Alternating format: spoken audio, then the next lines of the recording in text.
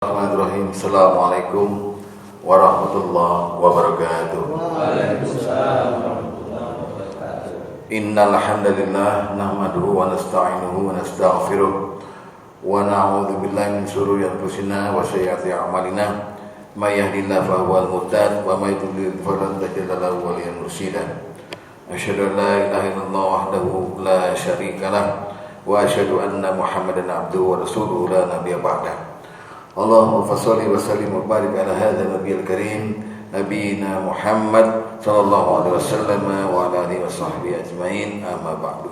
Fa ya ibadallah, usikum wa nafsi bittaqwallahi wa ta'atihi la'allakum turhamun. Ma'asyiral muslimin wa sahabatul mukminin rahimakumullah, jamaah salat iman yang dirahmati Allah, mari sama-sama kita memanjatkan puja dan puji syukur kepada Allah Subhanahu wa taala dengan berkat rahmatnya, hidayahnya, inayahnya, taufiknya, petunjuknya, kita mampu hadir ke mushola yang diberkahi Allah ini dalam rangka memenuhi kewajiban kita selaku umat Islam berupa salat berjamaah, dan kita komitmen untuk meneruskan sampai waktu syuruk nanti berupa mudzakarah dan taklim yang insya Allah akan saya bawakan beberapa saat lagi. Pagi ini judulnya tausiah saya serba lima. Dulu ada almarhum Pak Suwartin nih jual masakan Padang serba 5.000. Nggak lama 3 bulan kemudian naik jadi serba 8.000. Ini serba 5. Nah, apa yang dimaksud dengan serba 5? Saya akan membacakan petunjuk itu dalil yang memuat 5 perkara. Petunjuknya ada 10. Jadi pagi ini saya membawain 50 perkara, tapi cuma nyebutin doang, tidak menjelaskan inti. Kalau mau minta penjelasan nanti di pertanyaan. Kali-kali yang saya sebutin nih ada 5 sampai 50 itu ada yang kurang jelas, boleh ditanyakan, baru ada penjelasan. Jadi tidak menjelaskan semuanya nih ya. Nah, kenapa ini saya ungkap di pagi ini? Karena kita perlu ilmu untuk jalanin agama ini. Nah, jadi karena banyak hal dalam agama ini yang perlu kita tahu, dan udah nggak nguber nih, umur kita udah rata-rata udah tua semua nih, udah di atas 50 gitu.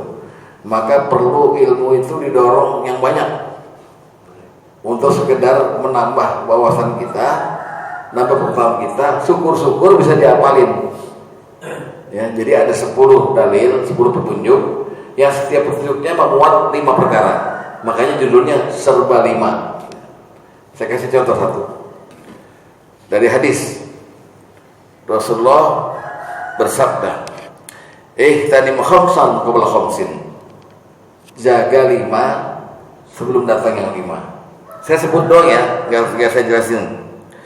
Syababaka qabla haramik. Jaga masa mudamu sebelum masa tuamu. Wasihataka qabla saqamik. Dan jaga sehatmu sebelum datang sakitmu. Wahinaka qabla fukrik. Dan jaga cukupmu sebelum datang butuhmu. Atau kalau diterjemahkan bebas sama Haji Roma Irama, jaga kayamu sebelum datang miskinmu. Ya. Lalu wa faraghuka qabla syughlik. Dan jaga sempatmu sebelum datang sempitmu. Terakhir wa hayataka qabla mautik. Dan jaga hidupmu sebelum datang matimu. Itu petunjuk pertama. Jadi Rasulullah pernah berpesan pada kita, ini sedikit aja saya jelasin, bahwa kita mesti memanfaatkan dan menjaga 5 hal sebelum 5 hal itu disambar sama 5 yang lagi, 5 yang lain. Itu Rasulullah rinci, jaga masa mudamu sebelum datang tuamu. Yang kedua, jaga sehatmu sebelum datang sakitmu. Yang ketiga, jaga sempatmu sebelum datang sempitmu. Lalu jaga kayamu sebelum datang miskinmu, dan terakhir jaga hidupmu sebelum datang matimu. Itu pertama. Ya. Ini buat pengetahuan aja Pak. Jadi buat pengetahuan, tapi syukur-syukur bisa diapalin. Jadi kita mendapatkan nasihat agama ini masuk ke dalam hati kita. Lalu petunjuk kedua, apa yang dibacakan oleh Pak Imam tadi, Pak Ustadz Tuli tadi bacain surat apa kalau di surat di rakaat pertama, surat Al-Ahzab ayat 45. Isinya adalah 5 tugas Nabi Muhammad. 5 tugas Nabi Muhammad. Ini mumpung lagi Maulid nih, kemarin Maulid nih. Jadi Al-Ahzab itu memuat 5 tugas Nabi Muhammad. Apa bunyinya? Allah berfirman, "A'udzubillahi minasyaitonirrajim, ya ayyuhan nabiyyu, wahai nabi." Jadi Allah kalau manggil Rasulullah enggak pernah dengan nama, tapi dengan pangkat. Wahai Rasul, wahai Nabi.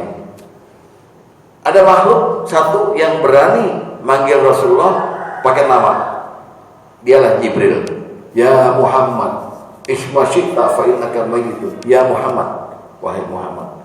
Kita atau sahabat Nabi zaman Nabi hidup itu nggak pernah manggil nama. Nabi punya banyak panggilan, di antaranya Abul Qasim. Hei, bapaknya Qasim. Abul Qasim. Ada lagi dipanggilnya Al-Amin, dipanggilnya Nabi, dipanggilnya. Pokoknya nggak pernah nama. Hanya satu makhluk yang namanya Jibril alaihissalam yang berani manggil. Nah ini Allah manggil Rasulullah dengan kata-kata, ya ayyuhan nabi, wahai nabi, innaka arsalnaka, sesungguhnya kami mengutusmu untuk. Nah ini. Jadi Allah menjelaskan kepada Nabi Muhammad, saya mengutus kamu untuk. Nah Allah sebut ada 5 tugas. Pertama, syahidan sebagai saksi. Kedua, wa mubasysyira sebagai pemberi kabar gembira. Ketiga, wa nadhira sebagai pemberi peringatan. Keempat, wa da'iya ilallahi biiznihi sebagai dai, sebagai pendakwah dengan izin Allah. Terakhir, wa sirajan munira sebagai cahaya yang menerangi. Jadi tugas Nabi yang Allah bebankan pada Nabi Muhammad SAW, satu sebagai syahidan, saksi bagi kita, sehingga banyak ulama yang menyitir, mengutip perkataan Nabi, bahwa Nabi pernah berkata, Allah memberikan aku hak dan kemampuan. Sekarang di masa sekarang ini, ruhnya Nabi itu masih diberi izin melihat kita semua, melihat Pak Kadir sholat tahajud, melihat Pak Rudi bersedekah, melihat Pak Tri naik haji. Rasulullah diberi izin menyaksikan karena tugasnya sebagai syahidan, sebagai saksi. Kelak nanti ketika kita dihisab di hari kiamat, Rasulullah datang sebagai saksi yang meringankan. Jadi, dan ditanya nih, Pak Haji Tarjo ditanya nih sama malaikat, Pak Tarjo, waktu itu Anda bersedekah di bulan Oktober tahun 2005 itu ikhlas enggak? Pak Tarjo jawab ikhlas. Nabi Muhammad bilang, ya, saya menyaksikan. Jadi Nabi menjadi saksi untuk kita semuanya. Ya. Yang kedua, tugasnya sebagai basyirah. Basyirah itu memberi kabar gembira bahwa ada surga buat orang-orang beriman. Amin. Yang ketiga, nazirah, peringatan supaya orang-orang beriman jangan masuk neraka. Yang keempat, wada'iya ilallah, ilallah biiznihi sebagai dai, ya. Yang terakhir, wasirajam munira sebagai cahaya yang menerangi. Jadi Nabi itu bawa Quran. Quran itu cahaya yang menerangi, yang memberi petunjuk pada orang-orang untuk jalan yang lurus. Itu petunjuk nomor 2. Petunjuk nomor 3, dikit lagi Pak ya, cuma 10 kok. Ya. Petunjuk nomor 3 adalah hadis yang isinya 5 fondasi Islam. 5 fondasi Islam. Kata Rasulullah SAW, bunyal Islamu ala khamsin. Islam itu dibangun dengan 5 fondasi, 5 dasar. Apa itu? Syahadati an la ilaha illallah wa anna Muhammad Rasulullah. Yang pertama, bersaksi bahwa tidak Tuhan selain Allah dan Muhammad adalah utusannya. 2, wa iqamis shalah, dan mendirikan salat. 3, wa ita'iz zakah, dan menunaikan zakat. 4, wasiyami Ramadan dan puasa Ramadan. Terakhir wa hajjil baiti dan pergi haji ke rumah Allah di Mekah. Itu 5 fondasi Islam. Ya, saya hanya menyebut aja Pak ya. Petunjuk selanjutnya dari Quran, Allah menyebut 5 ciri umat pilihan Allah. Kalau dalam diri Bapak ada salah satu ciri ini, berarti Bapak disayang sama Allah. Semoga 5-5-nya ada. Amin. Ya. Ini bisa dilihat di surat Al-Maidah ayat 54. Ya. Bunyinya gimana? A'udzubillahi minasyaitonirrajim. Ya ayyuhallazina amanu, hai orang yang beriman, may yartadda minkum, barang siapa yang murtad di antara kamu dari Islam, an dinihi, dari agamanya. Jadi Allah tantang, hei orang beriman, seandainya kamu semua murtad dari agama Allah, Allah nggak rugi. Allah ganti kamu dengan umat dengan 5 ciri. Itu Al-Quran yang bilang. Jadi jangan sekali-kali Bapak menganggap diri Bapak hebat, diri kita hebat sehingga di hadapan Allah tuh kita bisa udahlah nggak usah ibadah. Allah katakan dalam Al-Quran, barang siapa di antara kamu orang beriman yang murtad, yang pengen keluar dari Islam, silakan. Nanti kamu tuh untuk saya nggak ada harganya, nggak merugikan saya, kata Allah. Tapi saya akan ganti kamu dengan umat, satu umat Allah ciptakan yang punya 5 ciri. Apa itu 5 cirinya? Ya, saya ulangi ya ayatnya. Ya ayyuhallazina amanu may yartadda minkum an dinihi, hai orang-orang yang beriman, pada siapa yang murtad, kamu murtad di antara kamu dari agamanya, fasaufa ya'tillahu biqaumin, maka Allah akan menciptakan orang-orang, satu kaum yang baru. Kamu saya singkirkan, saya ciptakan makhluk yang baru dengan ciri-ciri. Pertama, yuhibbunahum wa yuhibbunah, Allah cinta pada mereka dan mereka cinta sama Allah. Yang kedua, azillati alal mu'minin, sangat lemah lembut kepada sesama mukmin. Yang ketiga, aizzati alal kafirin, sangat tegas pada orang kafir. Ya, orang kafir tegas. Artinya orang kafir yang sering menyerang Islam, kita tegas. Yang keempat, yujahiduna fi sabilillah, berjihad di jalan Allah dengan harta dan dengan jiwa. Terakhir, yang kelima, wala yakhafuna laumata la'imin, dan orang-orang ini cirinya tidak takut dengan celaan orang. Kita kadang-kadang kan suka minder sama orang. Misalnya gini, ini saya jelasin sedikit aja. Bapak mau ke masjid, tapi tetangga Bapak tuh agak ada yang ngiri. Pakai mau ke masjid, jadi haji belum masuk surga, masjid lagi gitu. Nah kita dikatain gitu, minder, nggak jadi ke masjid. Orang-orang yang dipilih oleh Allah nggak begitu.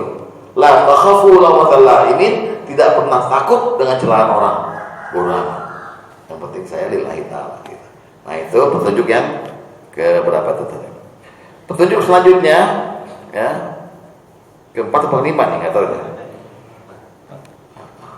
Allah terangkan, Rasulullah menerangkan dalam hadis ada 5 fitrah manusia. Ya, ada 5 fitrah manusia.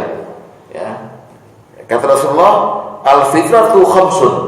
Fitrah tu ada 5. Kalau di sini fitrah cuma 1, Ustaz Fitrah. Ini fitrah. Fitrah tu ada 5. Apa aja? Pertama, al-ikhtitan, disunat, dikhitan. Jadi kita tuh dikhitan tuh fitrah. Ya. Suci al-ikhtitan. Kedua, al-istihdah, mencukur bulu kemaluan. Jadi pertama apa tadi? Dikhitan. Kedua, cukur bulu kemaluan. Ya, kata Rasulullah dalam sebuah hadis, kalau bisa tiap 40 hari. Tiap 40 hari gunting, Pak. Ya. Jangan pakai aret, Pak, gunting aja. Wah, aret. Ya. Yang ketiga, wa qassus syarib, dan motong kumis, dipotong, dibersihin juga nggak apa-apa, ya, di kerok, dihabisin, ya. Keempat, wa taqlimul azfar, memendekkan kuku, ya, memendekkan kuku. Terakhir yang kelima, wa tanful ibti, mencabut bulu ketek. Kayak Samson, bulu ketek ini dicabut. Bukan digunting, dicabut. Au, gitu. Dicabut ya. Di waxing namanya. Ini petunjuk, ya. Petunjuk selanjutnya datang dari Rasulullah SAW yang keberapa deh? Kelima atau keenam? Lima ya. Rasulullah menerangkan ada 5 kebaikan hari Jumat. Ada 5 kebaikan hari Jumat. Ya. Rasulullah pernah ditanya sama seorang sahabat, "Ya Rasulullah, wahai Rasulullah, akhbirna anil Jum'ah." Kabar kepada kami mengenai hari Jumat. Ya. Fiha minal khair, apakah di dalam Jumat itu ada kebaikan? Nih sahabat nanya. Rasulullah menjawab. Qala Nabi sallallahu alaihi wasallam, Nabi sallallahu alaihi wasallam bersabda, "Fihi khamsun hilalin." Di dalam hari Jumat terkandung 5 kebaikan. Ya. Sebetulnya 10, tapi ini hadisnya cuma 1 yang saya bawakan. Ada di selain 5 lagi gitu ya. 1, fihi khuluqu Adam. Di hari Jumat Nabi Adam diciptakan. 2, wa fihi ahbatallahu Adama ilal ard. Dan pada hari Jumat itu Allah menurunkan Nabi Adam ke dunia dari surga. Jumat juga. Ya. Jangan tanya tanggalnya, Pak, saya nggak tahu tanggalnya. Pokoknya Jumat. Yang ketiga, wa fihi tawaffallahu Adam. Dan di hari Jumat itu pula lah Nabi Adam diwafatkan. Wa fihi, yang keempat, sa'atul la yas'alullahal abdu fiha syai'an illa atahu iyyahu ma lam yas'al maksaman au qati'ata rahim. Ya. Di dalam hari Jumat yang keempat ada satu waktu di mana nggak ada yang mengetahui kecuali Allah. Kalau orang berjumpa dengan satu waktu itu, pas lagi berdoa, pasti Allah kabulkan. Dan setiap orang lain-lain. Mungkin Pak Hendra jatuhnya jam habis asar, berdoa, Allah kabul. Karena waktunya yang Pak Hendra jatuhnya 4.30. Untuk Pak Haji Tarjo jatuhnya jam 2 siang. Pokoknya hari Jumat. Jadi di hari Jumat, bapak-bapak dikasih satu waktu, di mana di waktu itu kalau pas berdoa, maka doanya dikabulkan. Tapi ini rahasia Allah, nggak tahu. Ya. Kemudian yang kelima, wa fihi yaqumus saah. Dan pada hari Jumat itu terjadilah kiamat. Maka Rasulullah menutup keterangannya, fama min malakin muqarrabin. Tidak ada satupun malaikat muqarrabin, wala samai wala ard, dan tidak ada langit, tidak ada bumi, wala jabal illa, dan tidak ada gunung, illa wa huwa yusfiku minal yaumil jum'ah, terkecuali mereka semua hormat kepada hari Jumat. Itu ya. Itu petunjuk yang ke-5. Petunjuk ke-6 dari Rasulullah SAW, ada 5 perkara gaib, kata Rasulullah, yang cuma Allah yang tahu. Manusia nggak ada yang tahu. 5 perkara gaib cuma Allah yang tahu. Ya. Kata Rasulullah, subhanallah, maha suci Allah, fi khamsin minal ghaib la ya'lamuhunna illahu. Ada 5 perkara gaib yang nggak ada yang tahu kecuali Allah. Malaikat nggak tahu, siapa nggak tahu kecuali Allah. Apa itu? Innallaha 'indahu ilmus sa'ah. Sesungguhnya Allah hanya dialah yang tahu kiamat. 1. Ya, nggak ada yang tahu selain Allah. Kedua, wa yunazzilul ghais, Allah lah yang menurunkan hujan. Jadi kalau Bapak lihat mendung, belum tentu hujan. Walaupun hitam, walaupun udah banyak angin, belum tentu hujan. Cuma Allah yang tahu bahwa itu hujan apa enggak. Ya. Yang ketiga, wa ya'lamu ma fil arham, dan cuma Allah yang tahu apa yang ada di dalam rahim. Bayinya sehat, bayinya perempuan laki, walaupun udah ada USG, tapi cuma Allah yang tahu. Ya. Yang keempat, wa ma tadri nafsun ma za taksibu gadan, dan gak ada orang yang tahu apa yang terjadi hari esok. Kalau diterjemahkan secara rinci, apa yang terjadi di masa datang ini. Semenit kemudian apa yang terjadi di sini, sejam kemudian, besok, lusa, nggak ada yang tahu kecuali Allah. Terakhir, wa ma tadri nafsu bi ayyi ardil tamut. Ya, Al-Quran Luqman. Tapi Rasulullah menerangkan Luqman ini di hadisnya. Yang terakhir, tidak seorang pun yang tahu di bumi mana dia akan mati. Rumahnya di Pondok Indah, matinya di Singapura. Rumah di MA, matinya di Sariasi. Ya, macam-macam. Tapi nggak ada yang tahu di mana kita akan diambil nyawanya, nggak ada yang tahu. Itu petunjuk nomor 6.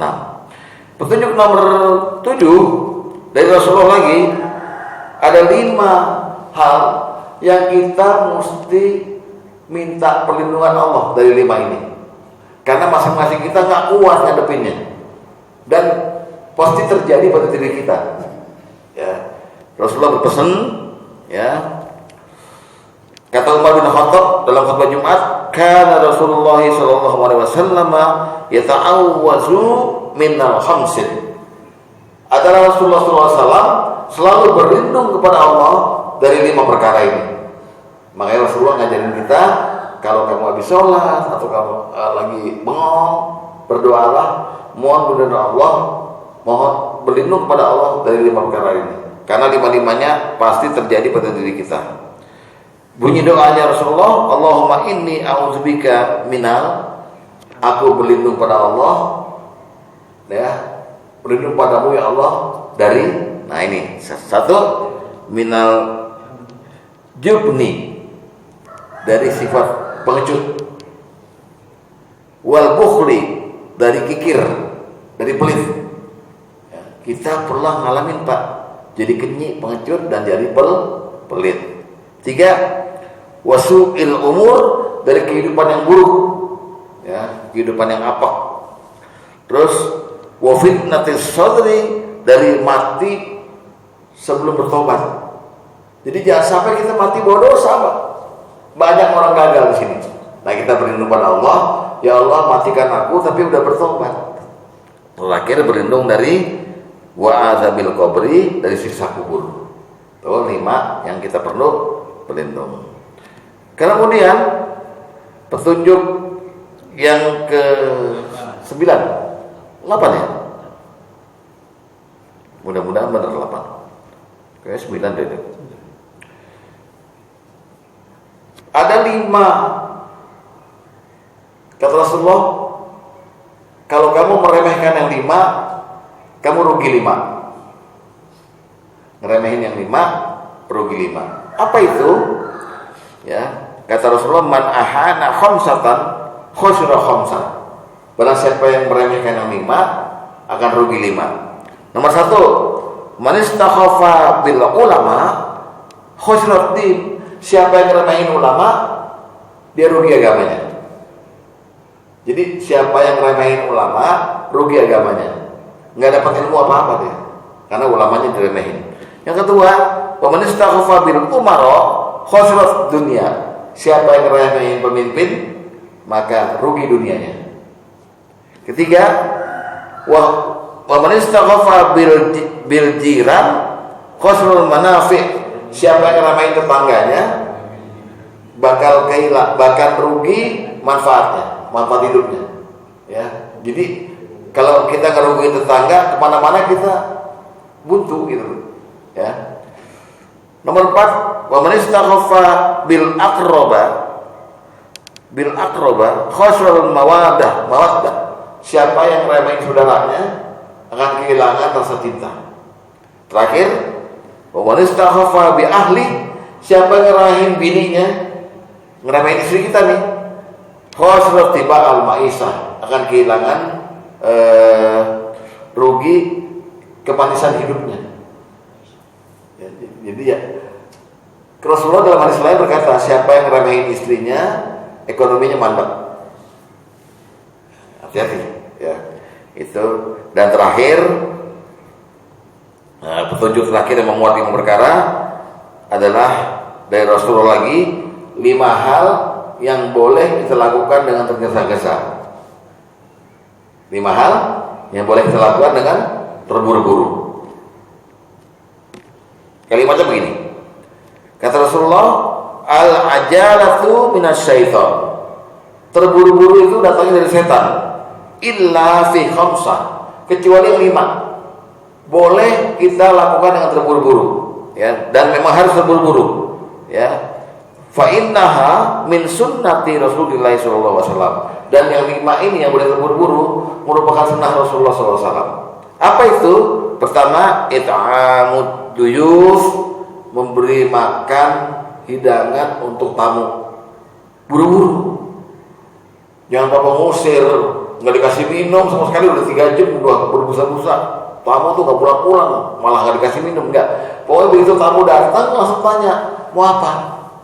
Tamunya nggak tahu diri, saya jus apel sama goreng, nggak gitu. Tapi ya, pokoknya kita tahu diri. Kalau perlu di mejanya bapak di ruang tamu tuh ada aqua, sama biskuit, sama kuaci gitu. Dia tiap tamu datang langsung, ini minum gitu. Karena Rasulullah menyarankan kita lakukan ini dengan terburu-buru. Begitu tamu datang belum duduk, dia udah merasakan keramahan kita ya. Ya kasih apa kayak Coca-Cola ya, segala macam. Nomor 2 yang mesti buru-buru, watajahizul mayyit, ngurus jenazah. Jangan dilamain Pak di rumah. Ya, begitu dia dengar dia meninggal, maka segera bentuk tim di bawah pimpinan Pak Ujang dan Pak Ade Herman yang udah dapat sertifikat mandiin mayat dari kecamatan nih. Langsung bentuk panitia, Pak Derajat ke Ciputat beli kain kafan, ke kuburan Pak Haji Tarjo ngurus langsung. Ya, hanya kewajibannya hanya 5 kita. Kalau ada orang meninggal, 1 memandikan, 2 mengkafani, 3 menguburkan, menyolatkan, 4 menguburkan, 5 mendoakan. Selesai. Keluarganya punya 2 tugas lagi, menghitung hutang-hutangnya dan menghitung waris. Sudah selesai. Ya. Oke, itu. Yang ketiga, watarfijul bikri, dan nikahin anak perempuan. Kalau kita punya anak perempuan umurnya 25, jangan diperem-perem. Ntar kamu nikahnya kalau udah punya rumah, jangan Pak. Terbunting duluan. Langsung cari jodoh. Kalau perlu kita suruh anak kita, kamu di online apa kek, aplikasi apa gitu. Kamu cari jodoh. Pokoknya mesti cepet-cepet dinikahin. Karena Rasulullah berpesan, ya ma'asyaras sabab, wahai anak-anak muda, man istata'a minkumul ba'at, kalau kamu udah mampu ba'at, udah mampu dibuahi, diteluri, mampu hamil, ya, falyatazawwaj, maka nikahlah. Fa inna aghaddu lil basar wa ahsanu lil farji, karena nikah itu bisa memperbaiki kamu punya penglihatan dan kemaluan. Kita kalau udah mampu nikah, belum nikah, itu birahi kita Pak, dimain-mainin sama nafsu kita. Udah cewek, sweet, godain, terus akhirnya berzina, ya, siul-siul maksudnya, ya. Terus yang keempat, wa qada'ud dain, bayar utang. Yang mesti buru-buru bayar utang. Begitu punya langsung bayar utang. Karena orang yang udah punya nggak mau bayar, dipakai lagi, orang zalim namanya dalam Islam. Terakhir, wa taubatu minadz-dzambi, dan taubat dari dosa itu perlu diburu-buru. Nah itulah kira-kira 10 petunjuk dari Allah dan Rasulnya yang memuat masing-masing petunjuk 5 perkara untuk kita hafalkan dan menambah wawasan kita. Semoga dengan begitu kita ingat-ingat nih, kalau ada ketemu dengan 5 perkara ini bisa kita hindari, kalau yang dilarang bisa kita laksanakan kalau yang diperintah. Demikian. Wassalamualaikum warahmatullahi wabarakatuh. Ya, ditutup.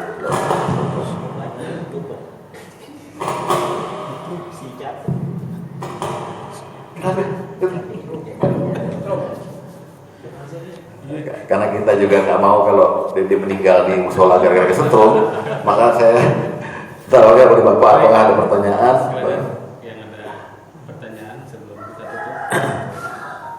Patri, biasanya saking banyaknya bingung. Nah, ya makanya hari ini jadi makomnya bukan taklim, tapi takjim, hanya menyebutkan saja Syukur-syukur, oh janggal. Nah, silakan tanya. Baru saya jelaskan. Yang ingat kebetulan agak diomongin barusan itu soal meremehkan pemimpin. Iya. Nah, tadi kan menghadapi satu kenyataan bahwa pemimpin tidak pemimpin. Enggak ada. Maksudnya banyak yang menilai itu Ya. katakanlah tidak perform seperti yang diharapkan gitu ya. Mulai dari pemimpin tertingginya sampai wakilnya dan seterusnya. RT juga ya. RT pemimpin, RW ya. RW ya. Ya itu Pak. Itu sebenarnya kita menyikapinya itu gimana? Karena ketika tadi kan kalau meremehkan pemimpin kita akan Rugi dunia. Nah, pemimpin yang bagaimana dan Baik. bagaimana kita menyikapi pemimpin. Baik. Jadi ketaatan kita pada pemimpin itu Al-Quran sudah memberi petunjuk, Pak. Dalam satu ayat disebut gini. Atiullah wa atiur rasul wa ulil amri minkum. Taatlah pada Allah dan taatlah pada Rasul dan pada pemimpin. Ketika pemimpin nggak pakai kata taati lagi nih.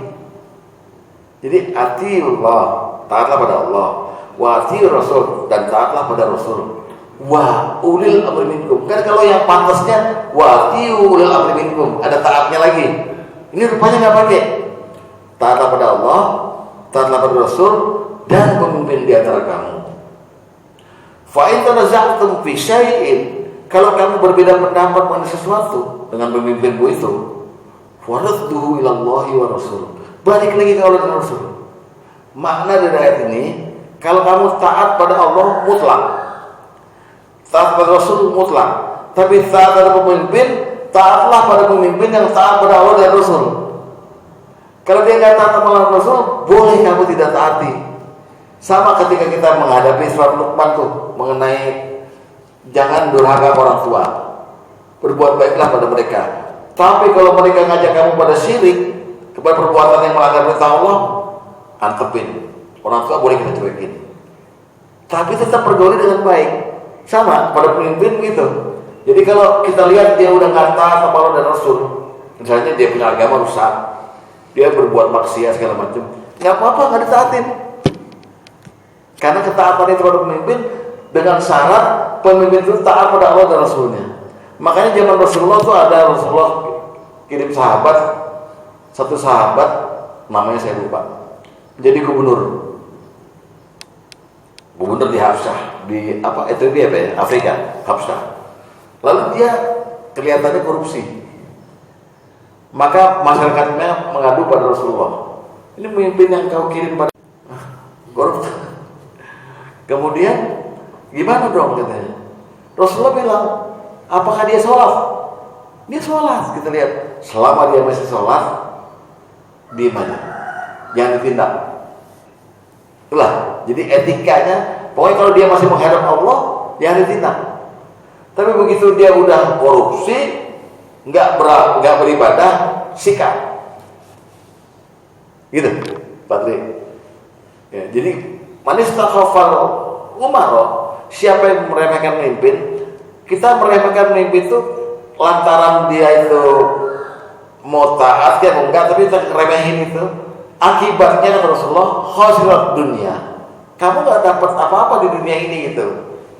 Ya, biar dia adil untuk adil apa nggak adil, tapi dengan kepemimpinan dia, kita kan beras lancar, apa lancar gitu. Jadi kita remehin, maka akibatnya yang terjadi biasanya kita rugi dunia. Gitu. Itu aja. Tapi ketaatan yang mutlaknya nggak boleh kepada orang selama dia nggak taat sama Allah dan Rasulnya. Gitu kira-kira. Ngukurnya ketaatan. Oke. Ya. Ya. Mengingat karena banyak banget ini. Banyak ya. 50 Pak. Pengertian tegas terhadap orang kafir. Iya. Karena kadang-kadang kita kan ya kafirnya sendiri kan kita tetangga, saudara. Kafir non muslim ya. Tanda kutip non muslim ya. Iya non muslim. Dalam masa Rasulullah kafir itu dibagi-bagi Pak, dibagi-bagi beberapa jenis. Di antaranya ada yang namanya kafir harbi.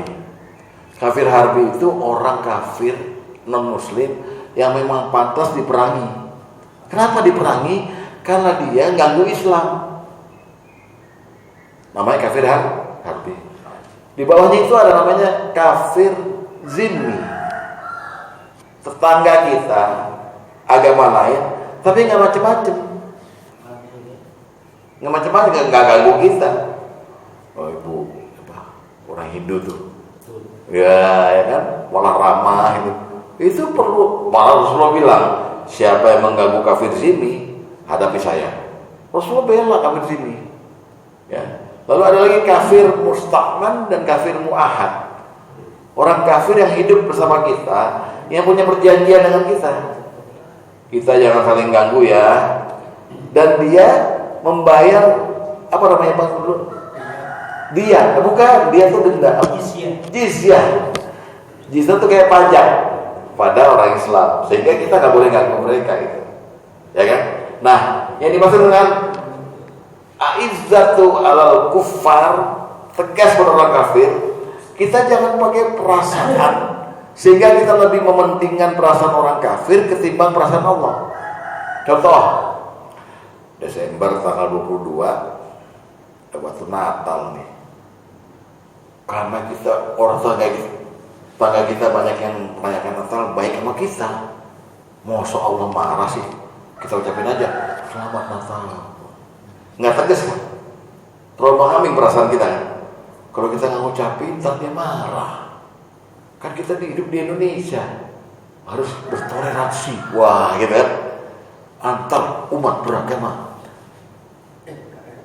Yang tegas, lakum dinukum waliyati. Udah Rasulullah ajarin, kul. Katakan Muhammad, ya ayyuhal kafirun, hai orang kafir, la a'budu ma ta'budun. Aku tidak menyembah apa yang kamu sembah. Wala antum, dan tidaklah kamu abiduna menyembah ma'bud apa yang aku sembah. Wala ana, diulang lagi dan begitu. Jadi tegas tuh. Itu Pak maksudnya. Terus yang kedua, kalau ada di antara mereka yang mau ya meledek, merendahkan Nabi Muhammad, merendahkan agama Islam, tegas. Udah, itu bukan urusan kamu. Agama saya, kamu urus agama sendiri aja. Jangan komentar mengenai Islam. Nah, itu tegas. Walaupun dia ucapnya dengan bercanda, ya dengan pegang yang keras gitu ya. Tapi yang penting tegas. Itu Pak yang dimaksud Pak tadi. Jadi kita menunjukkan izzah dan muruah kita sebagai orang Islam. Kita yakini bahwa agama kita yang paling benar. Tapi kita hormati orang yang berkata agamanya benar, silakan aja. Cuman yang kita urusin kontennya, nggak usah kita bahas itu. Itu Pak. Ini masalah tegas. Pasti udah nanya 2, berarti 2/50.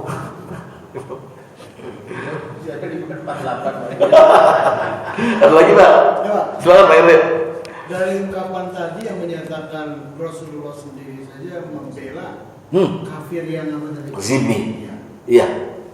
Juga beberapa orang banyak saya dengar bahwa Islam itu hanya soal waktu jatuhnya antara agama-agama lain. Oh iya. Ada yang mengatakan seperti itu.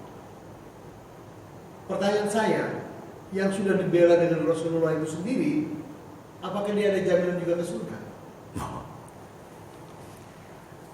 Hanya itu ya? Iya. Baik. Orang yang dijamin ke surga itu sudah ditegaskan di dalam Al-Quran maupun hadis. Kalau Al-Quran itu urusan surga, selalu Allah menyebutnya kalau nggak surga itu orang takwa, dia untuk orang yang beriman dan beramal saleh.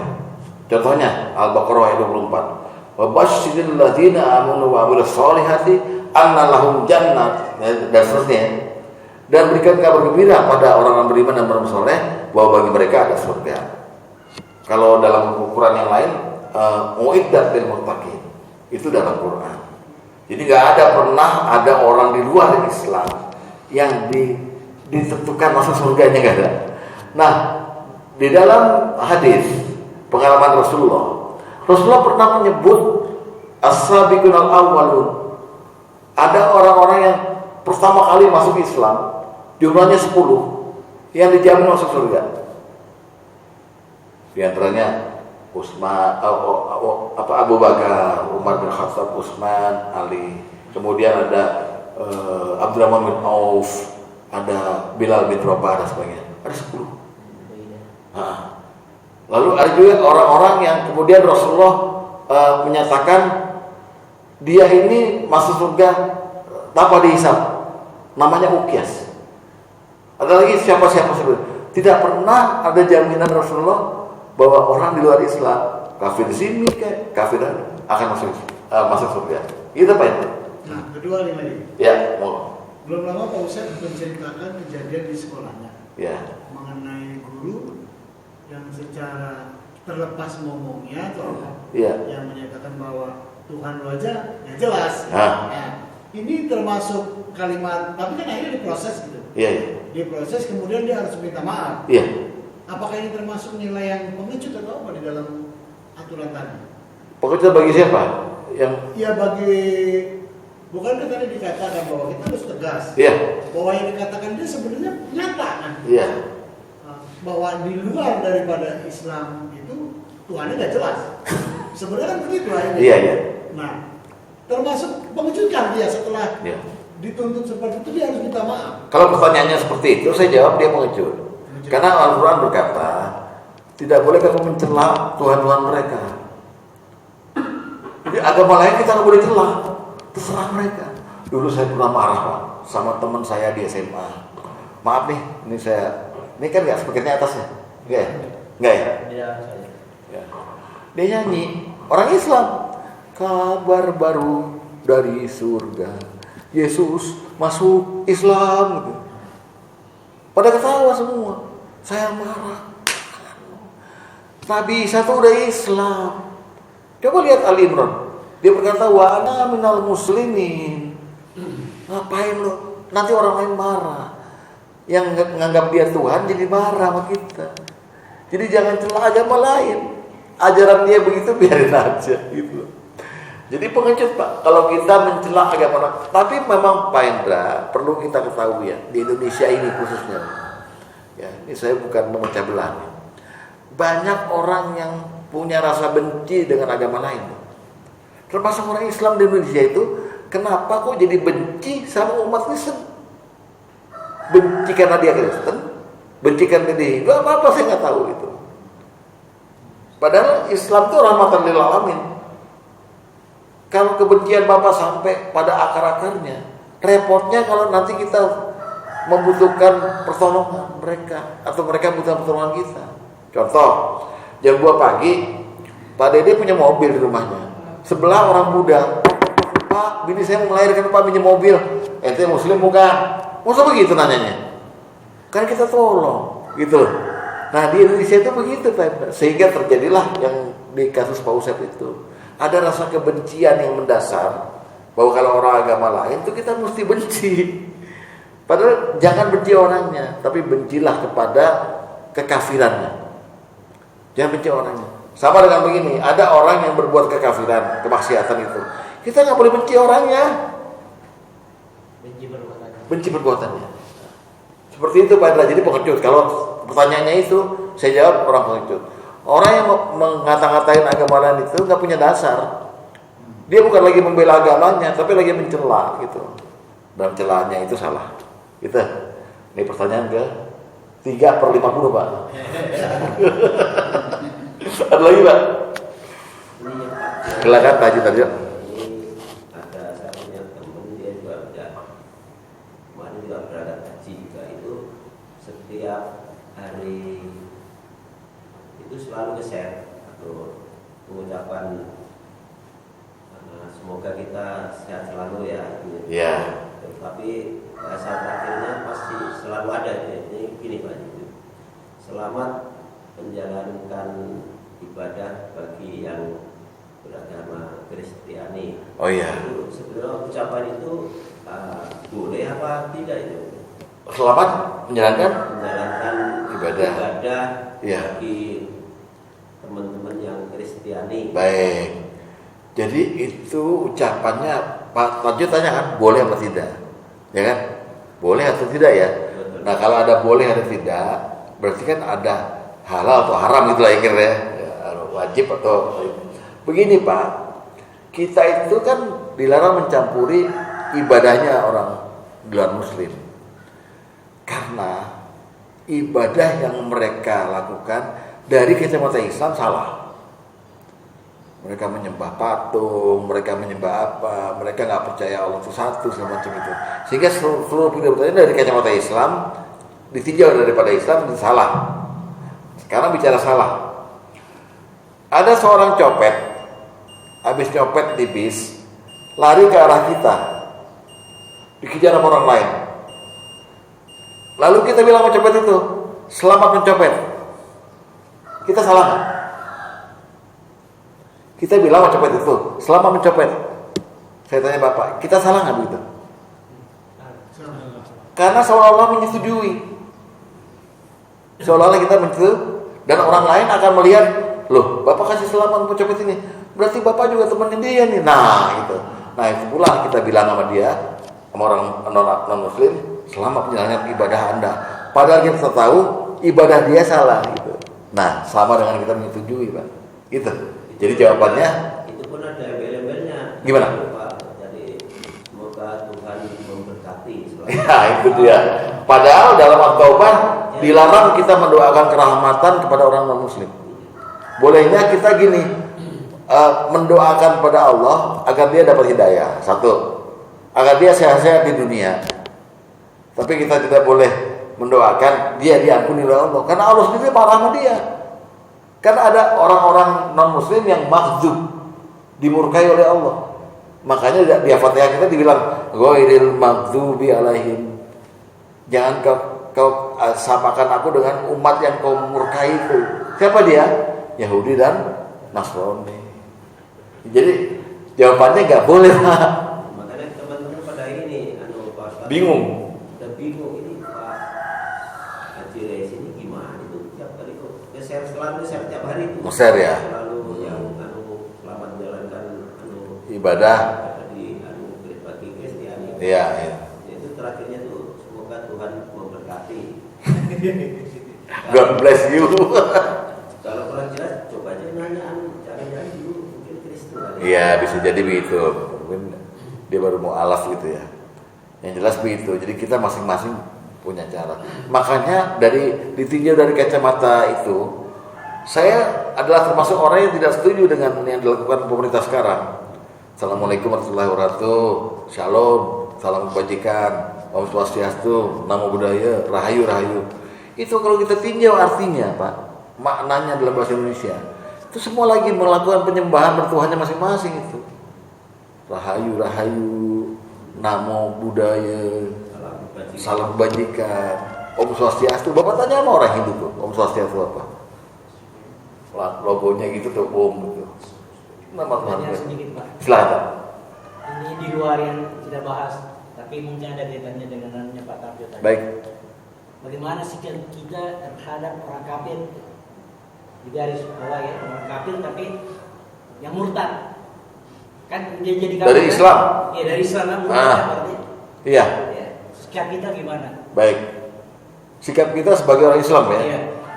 Menyikapi ada teman kita yang Islam keluar dari Islam. Iya. Ya, kalau zaman Rasulullah ada beberapa variasi perintah. Perintah pertama kata Rasulullah, bunuhlah orang yang murtad itu. Bunuh. Iya. Yang meninggal siapa? Kalian ambulan. Kalian mau beli jenazah. Dede masih belum kesetrum, Pak. Perintah pertama, bunuhlah orang murtad itu. Tapi itu terjadi, mesti kita lihat asbabun nuzulnya. Dan Rasulullah memerintahkan pada siapa? Kalau urusan bunuh itu mengeksekusi dalam Islam, itu perlu orang yang ditunjuk, yang memang biasa melakukan itu. Bukan kita main bunuh aja nih. Lalu Dede jadi Kristen, Dede sini Dede kita tunjuk gitu. Ya, kita dibawa ke polsek.